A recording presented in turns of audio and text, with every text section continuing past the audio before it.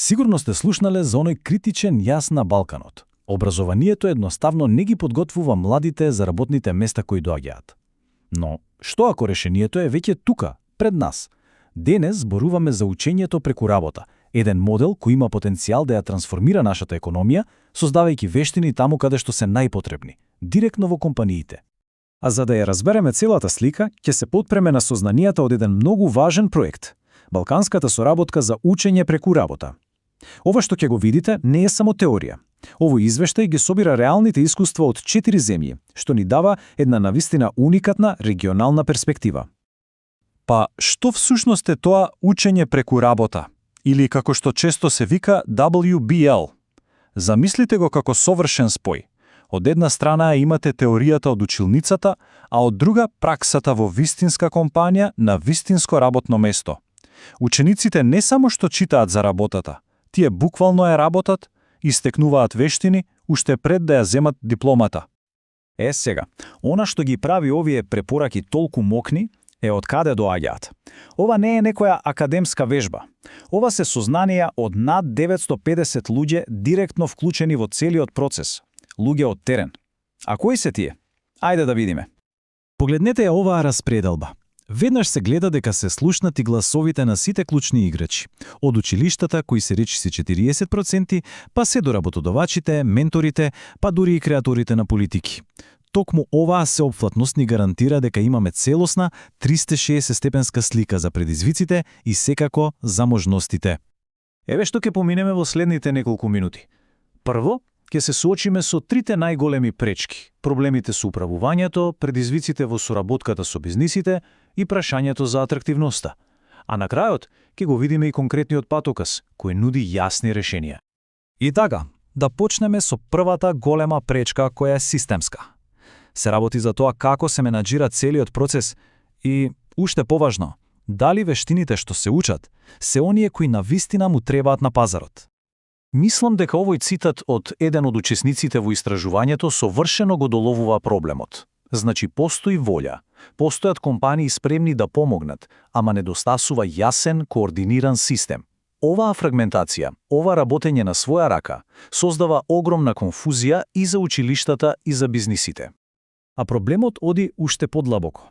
Замислете, одговорностите се поделени меѓу повеќе министерства кои често не комуницираат доволно. Истите политики се применуваат различно од град до град. А кога ќе дојде време за мониторинг, тој најчесто се сведува на проверка на документи, наместо на мерење на вистинскиот успех. Колку ученици навистино се вработиле. И оваа табела брилијантно го илустрира тој огромен јас во вештините. Тоа е како судир на два света.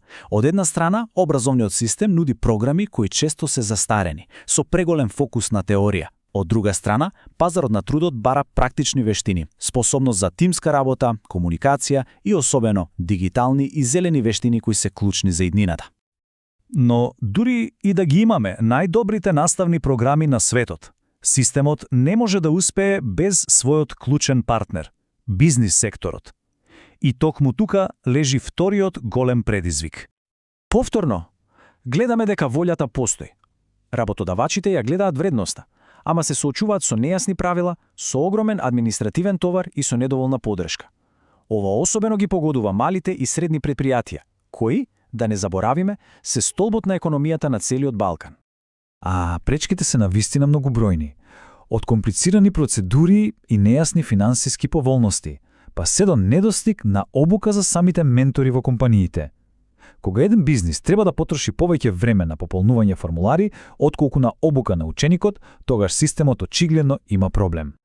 И стигнуваме до третиот предизвик. Овој е можеби најдлабоко вкоренет, затоа што се работи за перцепцијата. Како ние како општество гледаме на стручното образование и на учењето преку работа. Овој цитат ја погодува самата суштина. Со децении, стручното образование се смета за некаков втор избор, нешто што е наменето за ученици со послаби академски резултати. И токму овој стереотип е огромна пречка за привлекување на талентирани и мотивирани млади луѓе. Причините се повеќекратни. Почнувајќи од стереотипите за кои зборувавме, преку недостатокот на информации за тоа какви се кариери се можни, па до слабата видливост на успешните примери, А на сето тоа, системот често не успева да обезбеди еднаков пристап за учениците од ранливите средини, со што само се продлабочуваат социјалните разлики. Добро. Ги видовме проблемите.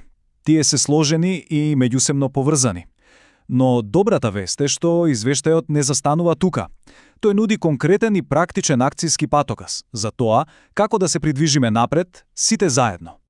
Патоказот во суштина предлага 5 клучни приоритети. Од една страна мора да го средиме системот со подобро управување и постојано ажурирање на вештините во диалог со бизнисите. Од друга страна, мора да го направиме системот привлечен со конкретни стимулации за компаниите и со промоција на успешни приказни за да го смениме тој негативен имидж. И секако, сето тоа мора да биде темелено на квалитет и на еднаков пристап за сите. Сега, прашањето е како конкретно да ги подобриме вештините. Па се започнува со слушање. Слушање на бизнисите преку секторски совети, за да знаеме што точно им треба.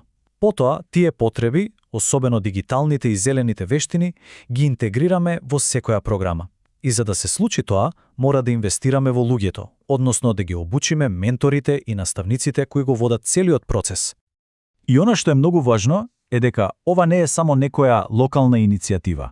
Овие препораки се целосно усогласени со главните стратегии на Европската Унија. Тоа значи дека регионот не само што се ги решава сопствените проблеми, туку и се движи во иста насока со европските партнери, што отвора врати за поддршка, соработка и заеднички стандарди. На крајот останува клучното прашање. Извештајот сосема јасно покажува дека потенцијалот на учењето преку работа е огромен. Тоа навистина може да биде мотор за раст, за иновации, за намалување на невработеноста кај младите. Предизвиците се јасни, а патоказот е пред нас. Прашањето веќе не е што треба да се направи, туку дали ќе се собере волјата да се направи тоа заедно. Иднината на младите и на целата економија на Балканот зависи од тој одговор.